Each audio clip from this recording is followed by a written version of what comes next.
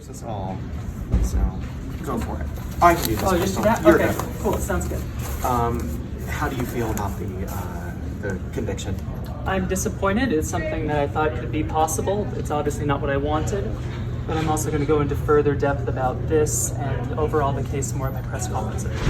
But at this point, Hold on. You having troubles? check 1, 2, 3. Everything okay? But obviously, you had tried to argue. I mean, yes, you did do this, but Yes. you had tried to argue there was a motive for this. Yes, I do not think it was a disruption. I think it was an outburst. Outbursts are fairly common in general conference. In general conference, I've been in many priesthood sessions where men just start yelling random things that happen, and it's laughed at, and then it's brought on later.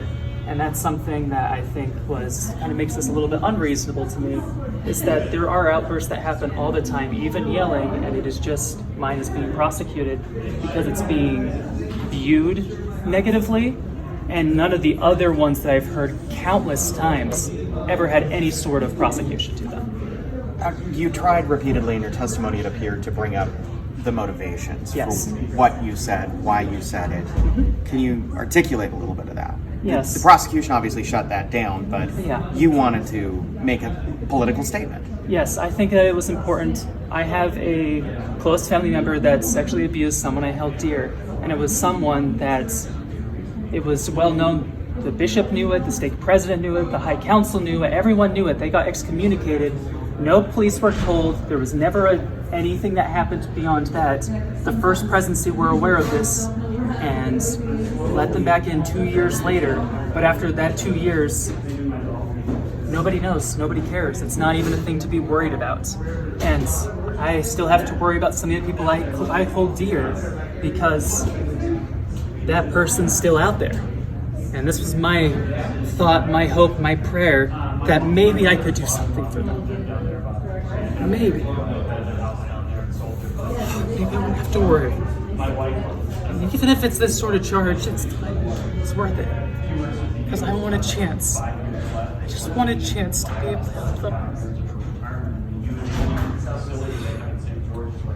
Do you think that the church has gotten the message regardless? I don't know. They don't seem to be changing. They don't seem to be wanting to do anything. It seems to be to try and push it as long as possible. There's an abuse prevention training that came out, but there are still so many victims that are suffering. So many victims that are told that what happened to them didn't happen, and that they should just get on with their lives when they're just dealing with all this awfulness every single day. And there is no one for them. There's no one listening to them. And that is what's important. And it doesn't seem that they don't seem to care. Will you do this again? I saw this always as a one-time ticket. You don't do the same protests over and over again, at least to not as good results after that. I realized that I also wanted to not make conference the next place where everyone just interrupts just for the lulz. I wanted it to be a specific instance, a specific part.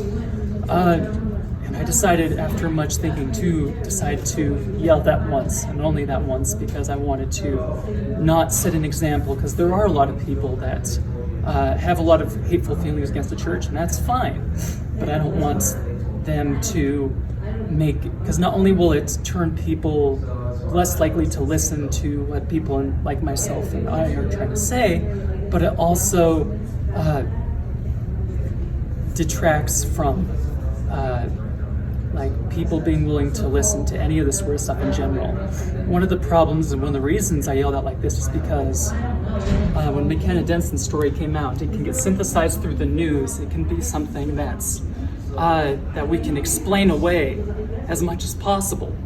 But when it's a direct statement, there is no explaining away that. It is just the statement itself.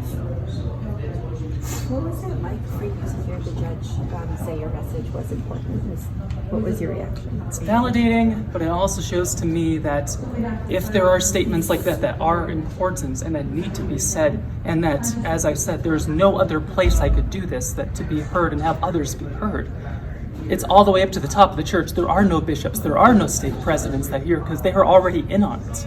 even the First Presidency is. It's rather the entire conglomeration, all the members of the church need to be aware and need to recognize what's going on. If the thing is that the law is preventing us from doing what is right, then maybe we need to change the law. You were ordered to pay a fine and, of course, the trespass, but you certainly had a lot of support Yes. from people. I assume the fine is not an issue then. The fine will not be an issue, yes. I've had people that have helped, and they've been very, very, very helpful with their resources. That I knew this was always a possibility, and I planned for it, and people have been very helpful in that way. Do you plan to continue to keep speaking out against the church over its practices with regards to sexual abuse? Yes. I've got those that I care about. Thank you, Chris.